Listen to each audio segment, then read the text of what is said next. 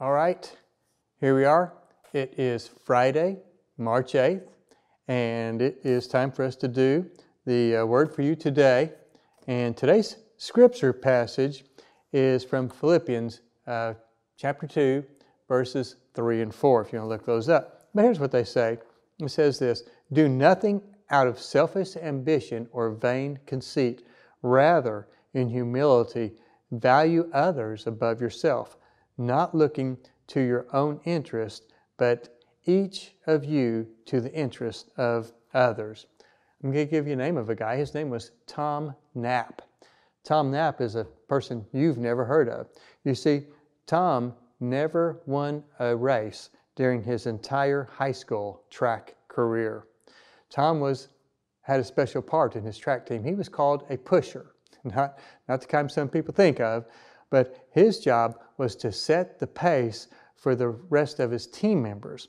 See, he got out first to get them to follow him, but the deal was he got beat every single race he ever was in. They always beat him to the finish line. See, that's how he knew he ran a successful race, is if his team finished in front of him. So even though Tom never had the energy to finish and put in the last sprint at the end of the race, his coach still considered Tom one of the most valuable members of his team.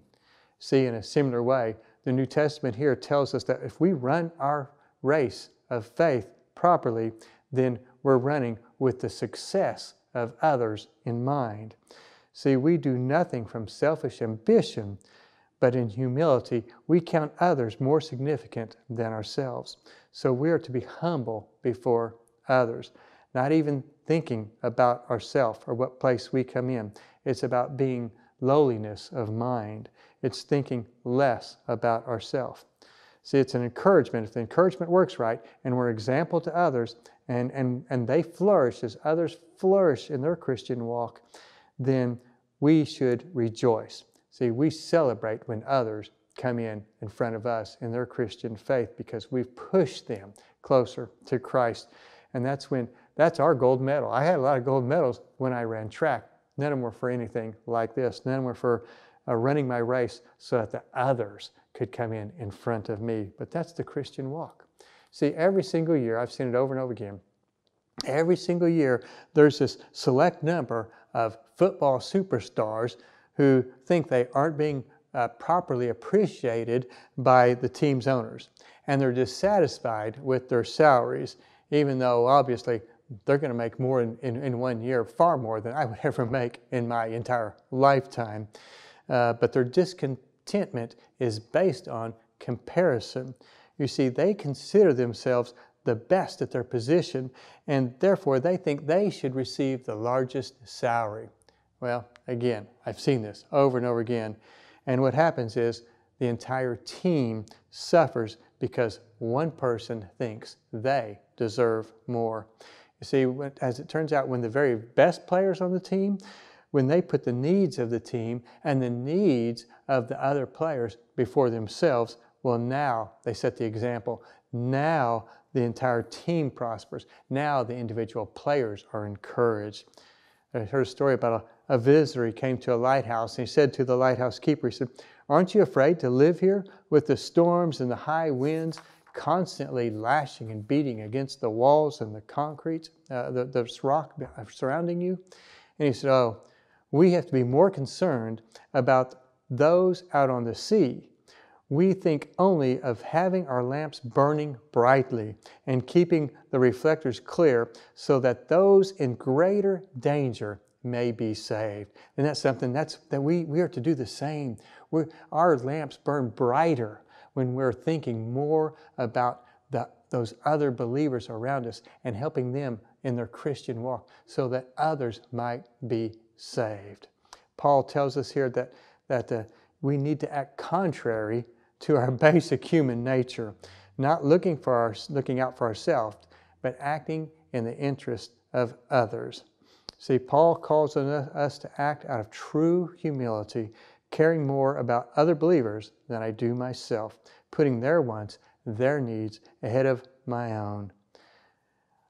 I'll be honest, as I wrote this, I said, I thought one of my biggest challenges that I have personally is simply to stop and talk with people. The truth of the matter is that there are times that I feel I have things that are way too important, too many things that I need to get done, and so I put those ahead of others. I'm ashamed to admit it, but there are times when I find myself actively avoiding stopping when somebody wants to talk and they're trying to contact me. Why? Because I'm afraid it's going to keep me from getting something done that I feel I need to do. But if I'm going to follow Paul's direction here, I need to put the other person's needs to talk and to share ahead of my own desire to not talk and to try to get my stuff done. I need to stop and listen, okay? I need to let people know I really do care. And this is just a subtle way that all of us can stop and think, how much time am I really devoting to show other people that I care right here in our own church? So this verse really goes against my grain. It goes against everything in me and my sinful nature. I'm tempted so often to try to I'm doing these things out of my own selfish ambition. Even though I think it's a good thing, I think I'm doing kind things, I'm often prone to think, how is this going to affect the way others view me? So this verse here beckons me to pray for God to produce selfless ambition in me, for God to help me in humility and to help me count others as more significant than myself. And I need to do that every day. I need to check and see what's driving me today, what's causing me to act like I act. Is there a tinge of selfish ambition or conceit in me? What I need to do is realize, hey, everything that I do is to be done in humility, counting others more significant than myself. Hope this helps. Have a great day.